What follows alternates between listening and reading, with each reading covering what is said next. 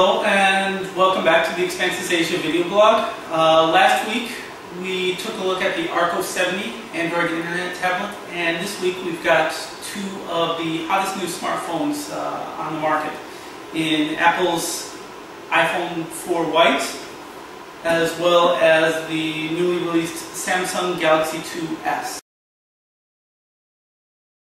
Let's take a look first at the Samsung Galaxy S2. It is running a 1.2 GHz dual-core processor, and it's one of the first phones to feature a dual-core processor. It has 1 GB of RAM as well as 16 gigs of onboard storage, which is expandable via micro SD. A 4.3-inch Super AMOLED screen, and it is 8.49 millimeters thick as well as 119 grams. Now let's take a look at the Apple iPhone 4 White. It's running an Apple A4 processor, 512 megabytes of RAM, and is available in 16 or 32 gigabyte configurations, and it features a 3.5-inch 960 by 640 LED backlit TFT touchscreen. Looking at the iPhone 4 White, one of the only noticeable differences between the iPhone 4 White and the iPhone 4 Black is this area right up here. This is the light sensor. Now this is actually present on the iPhone 4 Black as well, but you can't really notice it as much. Other than that, it's got the standard iPhone 4 metal rim, the ceramic backplating, and pretty much everything else you expect from an iPhone. The Samsung Galaxy S2, on the other hand, is a little bit bigger. But at the same time is both thinner and lighter. You can notice the difference when you're handling both phones in your hands. There's also this textured back grip here, which you can remove to replace the battery as well as the SIM card. Now we're going to start up both devices here really quick.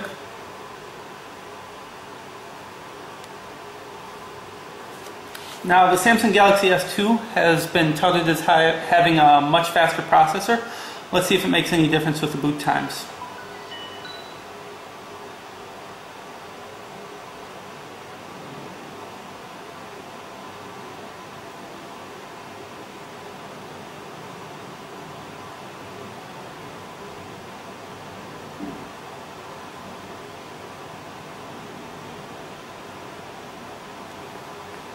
You can see the Samsung is already more or less ready to use, but the iPhone isn't too far behind.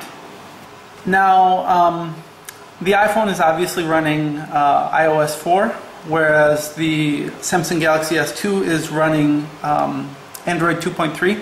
However, Samsung has done a lot of customization with the Android interface and have in fact made it quite similar to the iPhone in a number of ways. So much so, in fact, that Apple is now suing Samsung. But that's a discussion for another time. We'll scroll through the interfaces right now and let you be the judge. So when it comes to the pros and cons of each device, obviously the Galaxy S2 has a lot of pros going for it, being the newer phone. It's got a faster dual-core processor, higher resolution camera, and the Super AMOLED screen provides better color contrast and lower power consumption at the same time. Not all is great. There's no 32 gigabyte version yet, although you can expand it via micro SD. Also, although it's newer and in many respects the screen is better, it's lower resolution than the iPhone 4. And the bigger screen can make it less pocketable despite the lower weight. Lastly, sometimes the body of it, although has a very high quality feel to it,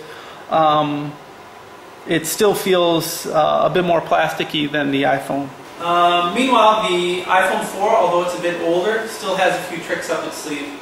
Although we've said a lot about the Samsung's screen, actually the iPhone 4 screen is higher resolution at 960 by 640, whereas the Samsung screen is 800 by 480. Also, one thing people sometimes don't consider when they're buying a phone is that the iPhone 4 is in many respects easier to upgrade. because it's using the iPhone OS, whereas the Galaxy S2 is using a customized version of Android. And if you want to upgrade to a newer version of Android, you need to wait until Samsung comes up with the proper upgrade path. One last thing to consider regarding the iPhone is the ease of downloading music and movies over iTunes. There's really no equivalent of that in the Android marketplace at this moment. However, although iTunes makes downloading movies and music quite convenient, it can be very difficult to transfer things to your phone compared to Android devices. Also, there's no micro SD slots, so you can't expand the memory, and there's no user replaceable battery, whereas on the Galaxy S2 it's quite easy to replace the battery.